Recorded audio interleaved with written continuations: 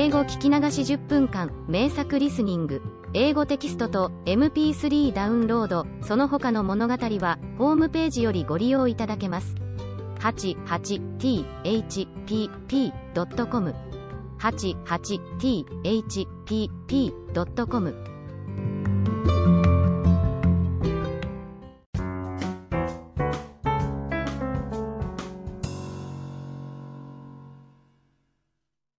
Jack and the Beanstalk. A long, long time ago, when most of the world was young and folk did what they liked because all things were good, there lived a boy called Jack. His father was bedridden, and his mother, a good soul, was busy early morns and late eyes planning and placing how to support her sick husband and her young son by selling the milk and butter which Milky White, the beautiful cow, gave them without stint. For it was summertime. But winter came on, the herbs of the fields took refuge from the frost in the warm earth, and though his mother sent Jack to gather what fodder he could get in the hedgerows, he came back as often as not with a very empty sack, for Jack's eyes were so often full of wonder at all the things he saw that sometimes he forgot to work. So it came to pass that one morning Milky White gave no milk at all, not one drain. Then the good hard-working mother threw her apron over her head and sobbed. "What shall we do? What shall we do?" Now Jack loved his mother, besides, he felt just a bit sneaky at being such a big boy and doing so little to help, so he said, "Cheer up. Cheer up. I'll go and get work somewhere." And he felt as he spoke as if he would work his fingers to the bone, but the good woman shook her head mournfully. "You've tried that before, Jack," she said, "and nobody would keep you. You are quite a good lad, but your wits go wool gathering. No, we must sell Milky White and live on the money. It is no use crying over milk that is not here to spill." You see, she was a wise as well as a hard-working woman, and Jack's spirits rose. "Just so," he cried. "We will sell Milky White and be richer than ever. It's an ill wind that blows no one good. So, as it is market day, I'll just take her there and we shall see what we shall see." "But," began his mother. "But doesn't butter parsnips," laughed Jack. "Trust me to make a good bargain." So, as it was washing day, and her sick husband was more ailing than usual, his mother let Jack set off to sell the cow. "Not less than 10 pounds, she bawled after him as he turned the corner. 10 pounds, indeed. Jack had made up his mind to 20. 20 solid golden sovereigns. He was just settling what he should buy his mother as a faring out of the money, when he saw a queer little old man on the road who called out, "Good morning, Jack." "Good morning," replied Jack, with a polite bow, wondering how the queer little old man happened to know his name, though, to be sure, Jack's were as plentiful as blackberries. "And where may you be going?" asked the queer little old man. Jack wondered again. He was always wondering, what the queer little old man had to do with it, but, being always polite, he replied, "I am going to market to sell Milky White, and I mean to make a good bargain." "So you will. So you will," chuckled the queer little old man. "You look the sort of chap for it.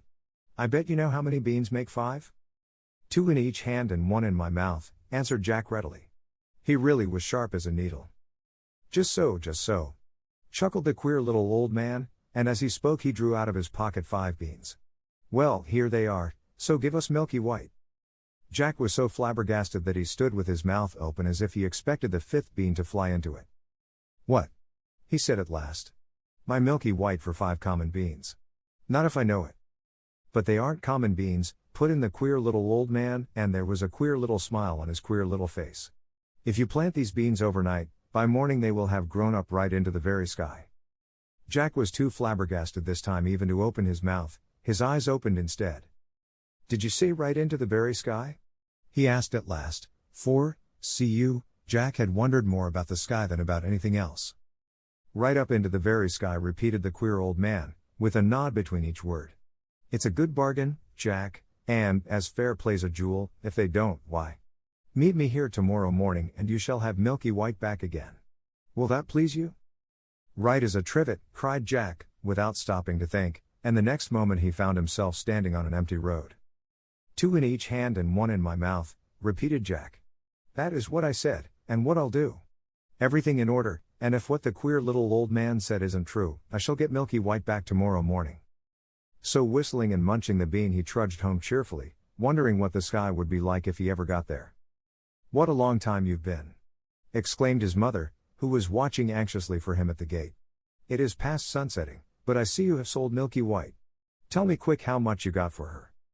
You'll never guess, began Jack. Laws a mercy. You don't say so, interrupted the good woman. And I wording all day lest they should take you in. What was it? 10 pounds, 15, sure it can't be 20.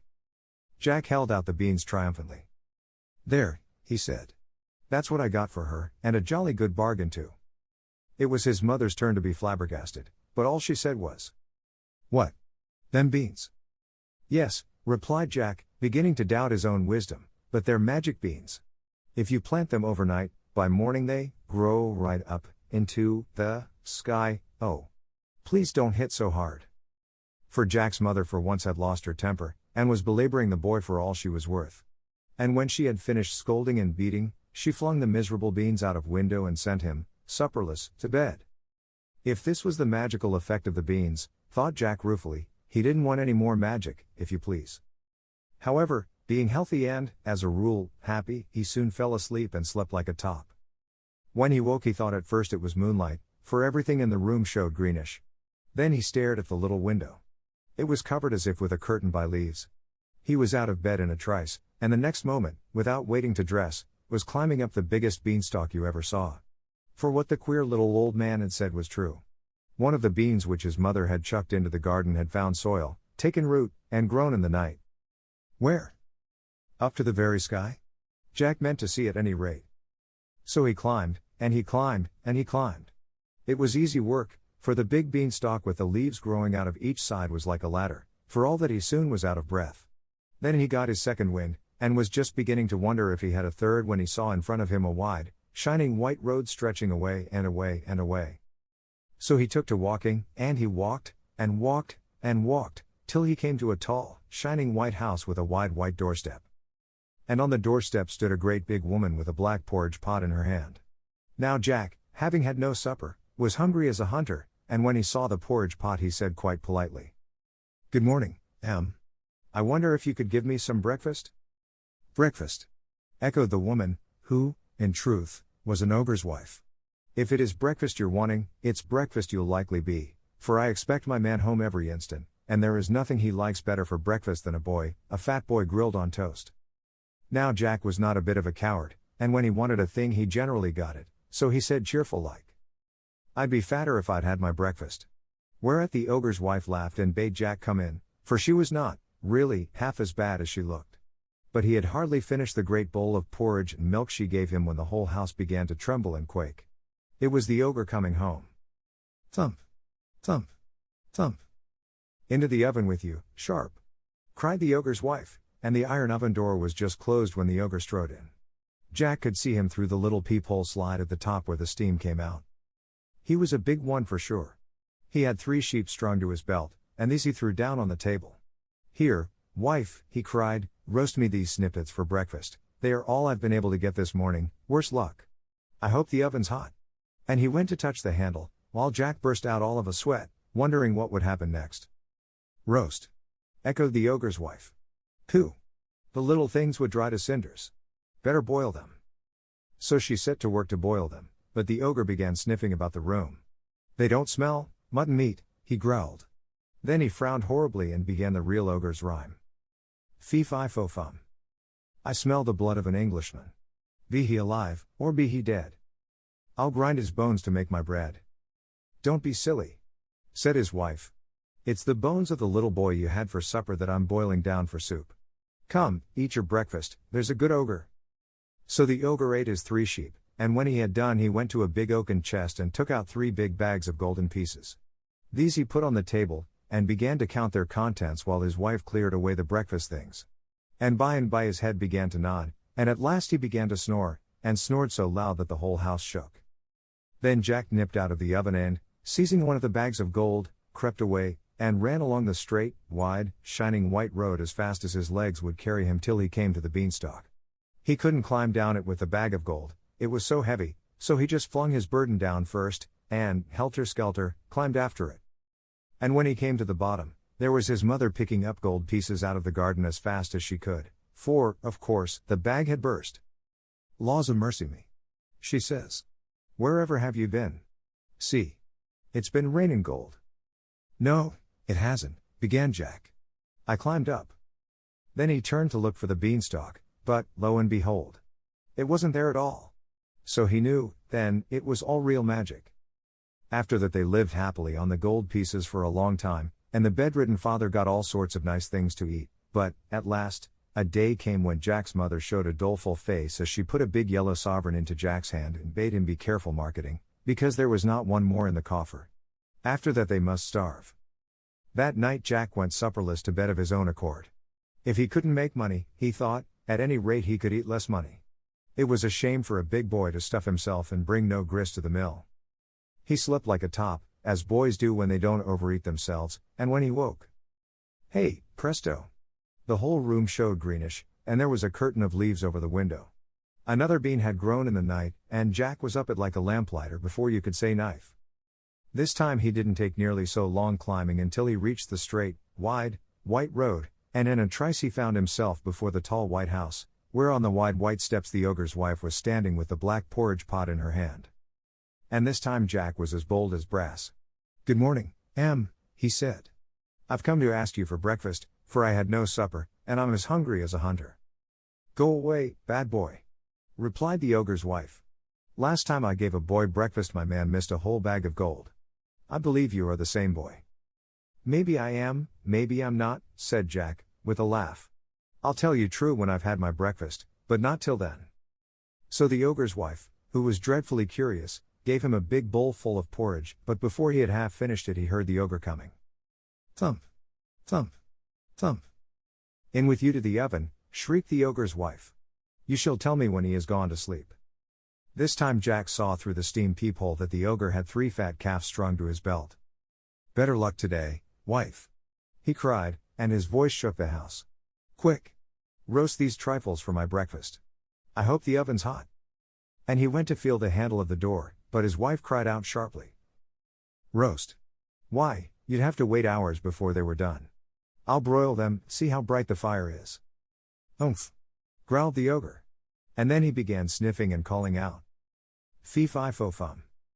I smell the blood of an Englishman. Be he alive, or be he dead. I'll grind his bones to make my bread."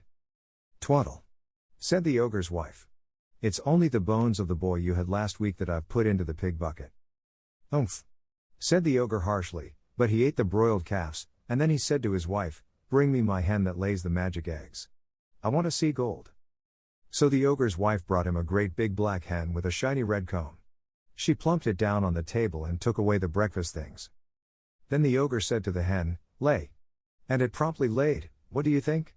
A beautiful, shiny, yellow, golden egg. "None so dusty, henny penny," laughed the ogre. "I shan't have to beg as long as I've got you." Then he said, "Lay." Once more, and, lo and behold, there was another beautiful, shiny, yellow, golden egg. Jack could hardly believe his eyes, and made up his mind that he would have that hen, come what might. So, when the ogre began to doze, he just out like a flash from the oven, seized the hen, and ran for his life. But, you see, he reckoned without his prize, for hens, you know, always cackle when they leave their nests after laying an egg, and this one set up such a scrawling that it woke the ogre. "Where's my hen?" he shouted, and his wife came rushing in, and they both rushed to the door, but Jack had got the better of them by a good start, and all they could see was a little figure right away down the wide white road, holding a big, scrawling, cackling, fluttering black hen by the legs. How Jack got down the beanstalk he never knew. It was all wings, and leaves, and feathers, and cacklings, but get down he did, and there was his mother wondering if the sky was going to fall. But the very moment Jack touched ground he called out, "Lay!" And the black hen ceased cackling and laid a great, big, shiny, yellow, golden egg. So everyone was satisfied, and from that moment everybody had everything that money could buy. For, whenever they wanted anything, they just said, "Lay." And the black hen provided them with gold. But Jack began to wonder if he couldn't find something else besides money in the sky. So one fine moonlight midsummer night he refused his supper, and before he went to bed stole out to the garden with a big watering can and watered the ground under his window, for, thought he, there must be 2 more beans somewhere, and perhaps it is too dry for them to grow. Then he slept like a top. And, lo and behold, when he woke, there was the green light shimmering through his room, and there he was in an instant on the beanstalk, climbing, climbing, climbing for all he was worth. But this time he knew better than to ask for his breakfast, for the ogre's wife would be sure to recognize him.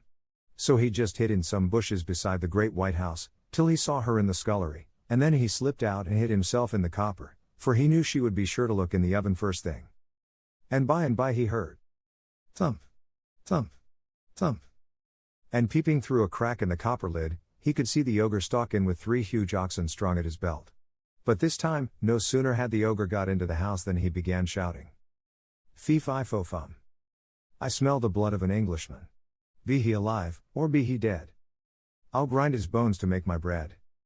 For, see you, the copper lid didn't fit tight like the oven door, and ogres have noses like a dog's for scent. Well, I declare, so do I, exclaimed the ogre's wife. It will be that horrid boy who stole the bag of gold and the hen. If so, he's hid in the oven. But when she opened the door, lo and behold, Jack wasn't there. Only some joints of meat roasting and sizzling away. Then she laughed and said, You and me be fools for sure. Why, it's the boy you caught last night as I was getting ready for your breakfast. Yes, we be fools to take dead meat for live flesh. So eat your breakfast, there's a good ogre. But the ogre, though he enjoyed roast boy very much, wasn't satisfied, and every now and then he would burst out with fee fi fo fum, and get up and search the cupboards, keeping Jack in a fever of fear lest he should think of the copper. But he didn't. And when he had finished his breakfast he called out to his wife, Bring me my magic harp. I want to be amused. So she brought out a little harp and put it on the table. And the ogre leant back in his chair and said lazily, Sing. And, lo and behold, the harp began to sing. If you want to know what it sang about? Why, it sang about everything.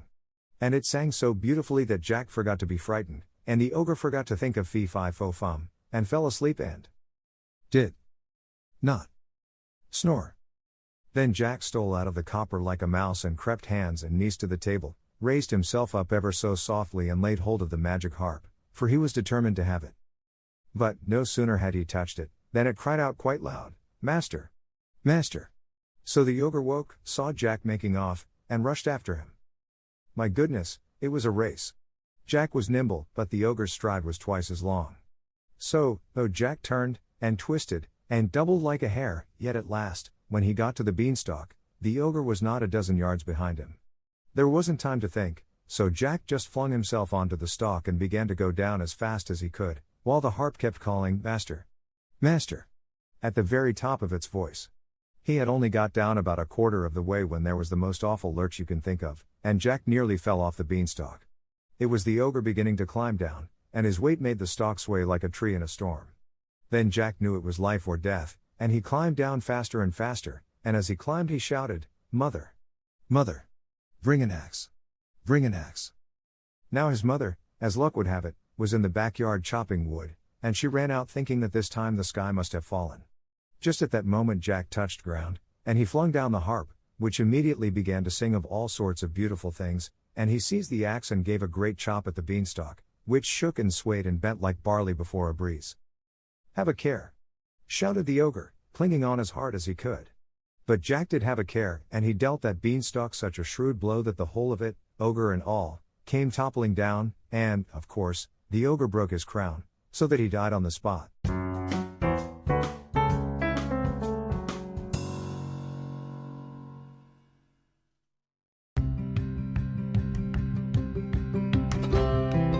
英語聞き流し10分間、名作リスニング。英語テキストと MP3 ダウンロード、その他の物語は、ホームページよりご利用いただけます。88thpp.com 88thpp.com